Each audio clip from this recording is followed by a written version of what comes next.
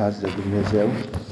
Vă invit să ne ridicăm și să citim împreună de la Evanghelia Sfântului Apostol Ioan, capitolul 3, începând cu versetul 14 până la versetul 21. Pagina în traducerea Cornilescu 1028. Citim cuvântul Domnului. Și după cum a înălțat Moise șarpele în pustiu, tot așa trebuie să fie înălțat și Fiul omului, pentru că oricine crede în El să nu piară, ci să aibă viață veșnică.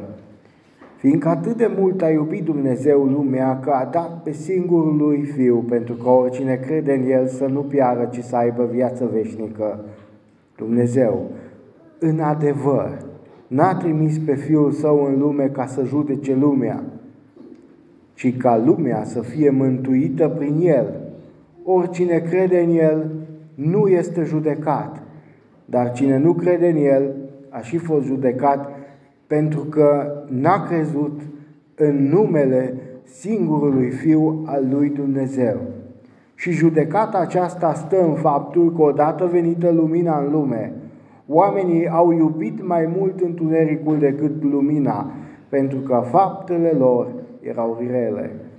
Căci oricine face răul urăște lumina și nu vine la lumină ca să nu-i se vădească faptele. Dar cine lucrează după adevăr vine la lumină, pentru că să îi se arate faptele, fiindcă sunt făcute în Dumnezeu. Acesta este cuvântul Domnului pentru astăzi. Înainte să rostesc predica, vreau să facem o rugăciune și vreau să facem așa ca aici, cu toții în comun.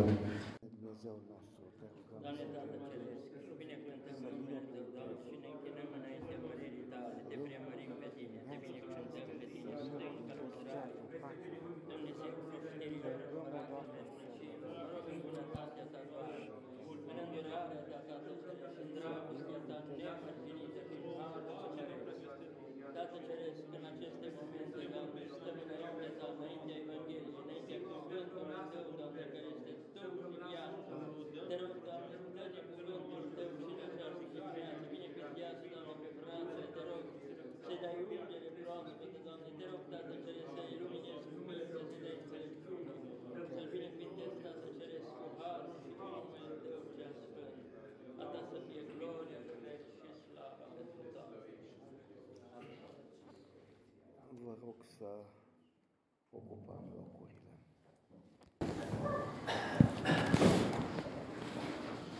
Mulțumesc fraților pentru că au o primire extraordinară în locul acesta. Vă aduc salutul fraților luterani de la Biserica Protestantă Evanghelică.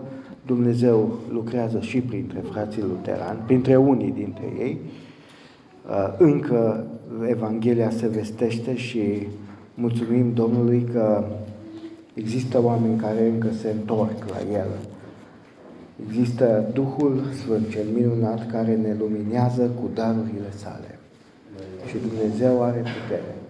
Nu de mult Dumnezeu a vindecat pe cel care, aici îl aminteam data trecută, pe fratele Nadajdi, fratele păstor Nadajdi, a avut leucemie, a trecut printr-un tratament foarte dur, a fost la un pas de moarte, Dumnezeu l-a vindecat. Știți că ne-am rugat pentru el și vreau să vă spun că Dumnezeu răspunde rugăciunilor copiilor Lui. Și Dumnezeu încă face minuni. Cei care vă spun că Dumnezeu și-a abandonat darurile, să vă uitați cu milă la ei, pentru că nu le-au experimentat. Dar Dumnezeu face minuni. În această dimineață, frați și surori, avem un pasaj din Evanghelia apostolului care adormea cu capul pe inima Domnului Isus. Ni se mai spune într-o altă parte a Evangheliei că este ucenicul pe care Iisus Hristos îl iubea. Și este Evanghelia, pasajul Evangheliilor care mie îmi place cel mai mult. pentru că o consider cea mai clară. Este cuvântul apostolului care a auzit cum bate o inimă de Dumnezeu. Și această Evanghelie a Sfântului Apostol Ioan ne vorbește despre o credință mântuitoare. Avem aici acest pasaj pe care foarte mulți creștini îl cunosc. Scrie aici: fiindcă atât de mult a iubit Dumnezeu lumea încât l-a dat pe singurul lui Fiu, pentru ca oricine crede în El să nu piară, ci să aibă viață veșnică. Este scris aici pe frontispiciul acestei biserici. Foarte mulți creștini cunosc și recită acest pasaj, ca și Psalmul 23. Și din păcate, foarte puțini creștini îl și cred. Bine a spus fratele, Dumnezeu mai dinaintea întemeierii lumii cunoștea decizia noastră. Dar vă spun că Dumnezeu nu a hotărât în locul nostru. Astăzi, foarte mulți vor să predice o doctrină a harului ieftin. Este suficient numai să crezi. Și înlocuiesc verbul a crede cu expresia a avea convingere. Este suficient să crezi că Iisus Hristos este Domnul, vii la biserică, iei din cina Domnului, mai și mărturisești uneori păcate, dacă ți le mărturisești, și asta e tot.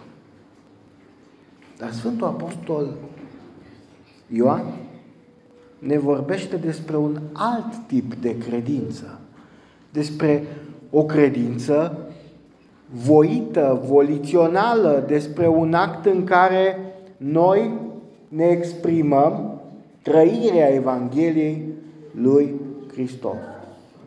Și acest lucru ni se spune și de către Apostolul Pavel, ca să nu fiu acuzat că sunt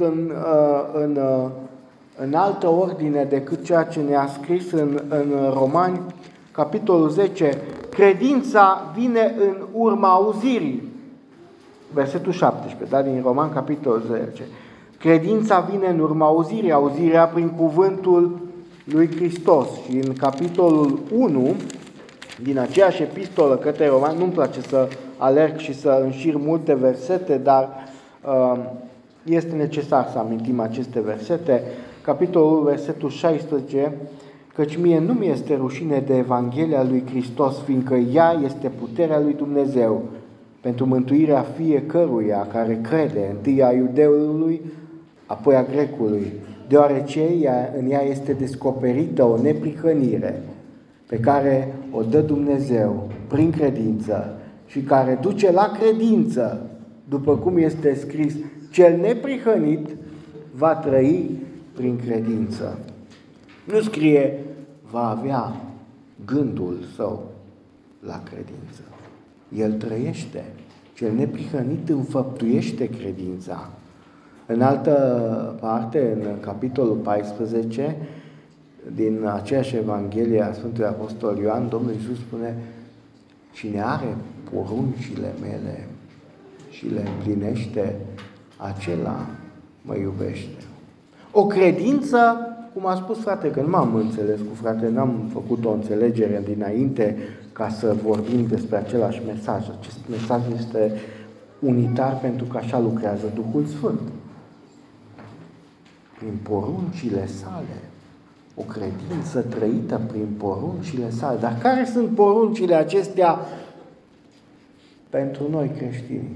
Aș vrea să afișați Faptele Apostolilor, capitolul 1, versetul 2. De la început, până în ziua în care s-a înălțat la cer, după ce prin Duhul Sfânt dăduse poruncile sale apostolilor pe care îi alesese. Că o să auziți că trebuie să împlinim Vechiul Testament, sabatul. Nu, pentru creștini, uitați care sunt poruncile. Pentru creștini, poruncile sunt acestea, cuvintele lui Iisus Hristos. Și acum am să vă ofer un vaccin împotriva împlinirii legii vechi, care nu ni se adresează nouă. În Luca, Sfânta Evanghelie a Apostolului Luca, capitolul 16 cu versetul 16. Legea și prorocii au ținut până la Ioan. De atunci încoace, Evanghelia Împărăției lui Dumnezeu se propovăduiește. Prin urmare, cele 617 porunci ale Vechiului Testament date pentru evrei au ținut până la Ioan. Pentru noi sunt valabile cuvintele Domnului Iisus Hristos, Evanghelia mântuitoare, cum o numea mai înainte Apostolul Pavel. Și revenim, fiindcă atât de mult a iubit Dumnezeu lumea, încât a dat pe singurul lui Fiu, pentru ca oricine crede în El. Și Sfântul Apostol Iacov se întreabă în epistola sa: dar cum să credem? Doar prin convingere? Că și dracii cred și se înfioară, spune el. Nu. O credință, ne spune versetul 20 și 21, o credință înfăptuită. Asta înseamnă a crede în Iisus Hristos. O să auziți că lumea este total depravată, că există totală neputință, că Dumnezeu a hotărât mai dinainte. Dragii mei, doctrina predestinației își are o combatere totală în acest verset de la Ioan 3 cu 16. Oricine crede în El să nu piară. Și mă înfior când îi aud pe unii că spun: omul se întoarce la Dumnezeu dacă vrea Dumnezeu. Și dacă Dumnezeu a hotărât acest lucru. E foarte confortabilă teologia asta. Mă scutește pe mine de la obligația de a vesti cuvântul. Credința vine în urma auzirii, spune Biblia. Am citit mai înainte în Romani. E foarte confortabil să spun: a fost voia Domnului. N-a hotărât El acum. Da, cum a spus fratele, Dumnezeu a hotărât și ne-a dat poruncă ca noi să ne rugăm, pentru că El cercetează sufletele și oamenii aud Evanghelia și odată ce aud cuvântul acela este viu și lucrător. Dar ne poruncește ca acest cuvânt viu și lucrător să-l vestim. Asta înseamnă parte din a crede în El, faptic. E foarte confortabil să dăm vina pe Dumnezeu. Nu s-a întors. N-a vrut Domnul. Dar este obligația noastră să-i vestim colegului nostru de serviciu, părintelui nostru, verișorului nostru nemântuit, omului din familia noastră care n-a auzit încă Evanghelia. Este obligația noastră să-i o vestim. Și acest verset ne spune că cei care acceptă, cei care cred, nu mor. Cuvântul Lui este viață. Știți că poruncile acestea, cuvintele Domnului Iisus Hristos, sunt viață veșnică?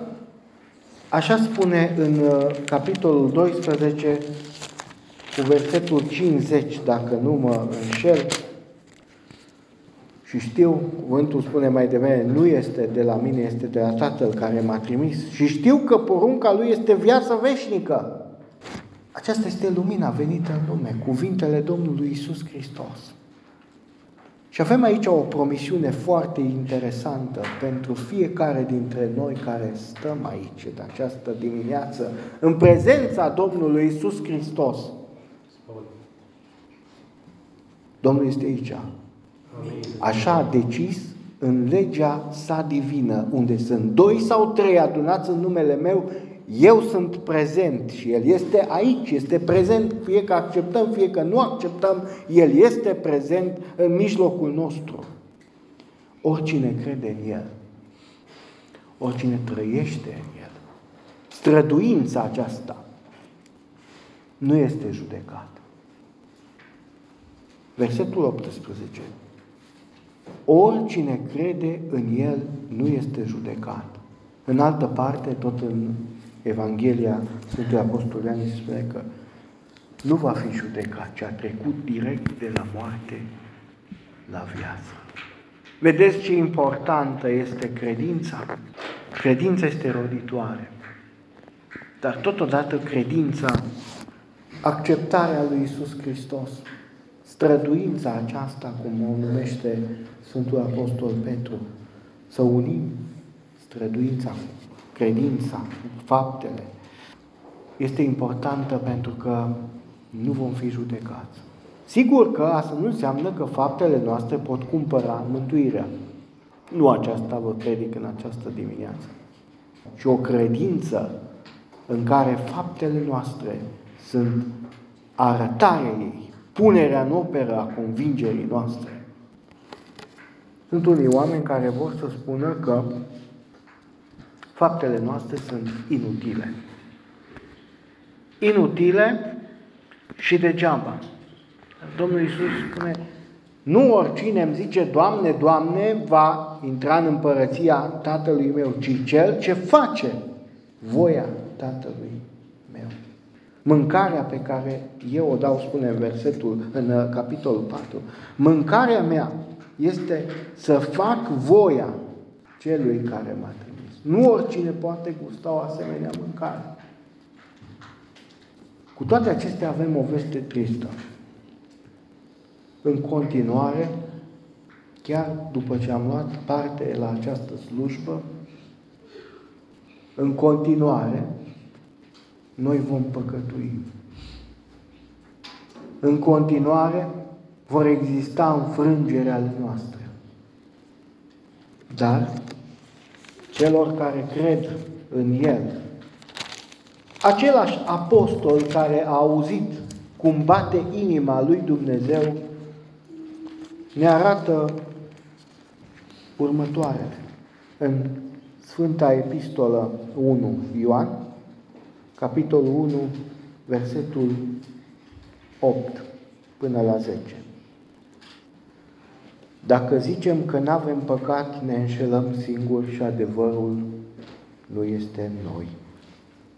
Dacă ne mărturisim păcatele, El este credincios și drept ca să ne ierte păcatele și să ne curețe de orice nelegiuire. Dacă zicem că n-am păcătuit, îl facem mincinos și cuvântul lui nu este în noi.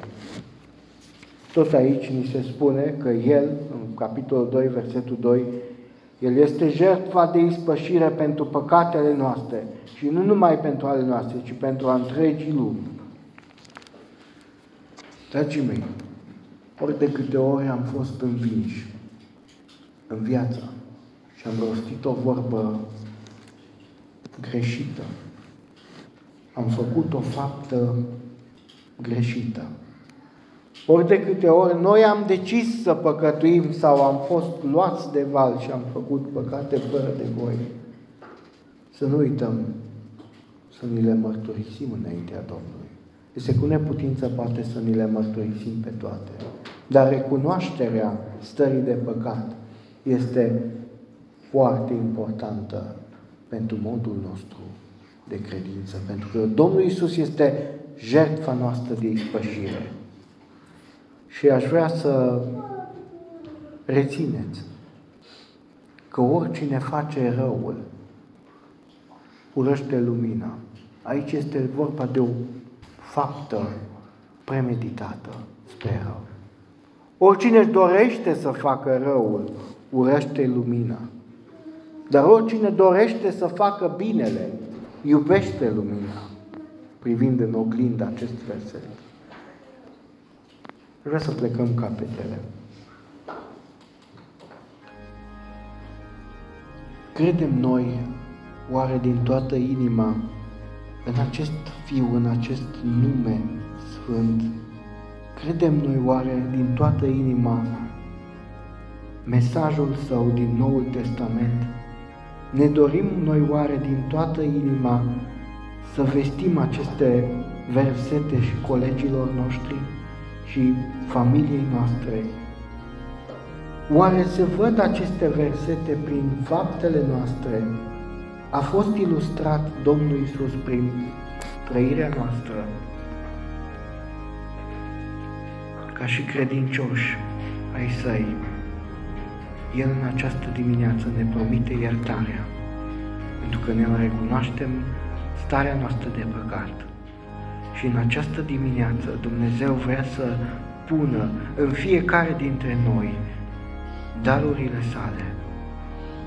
Deschide inima și folosește darul pe care Duhul Sfânt îl va pune în tine pentru înaintarea Evangheliei. Și când Dumnezeu lucrează, tu nu te opune. Fii gata să accepți voia Lui.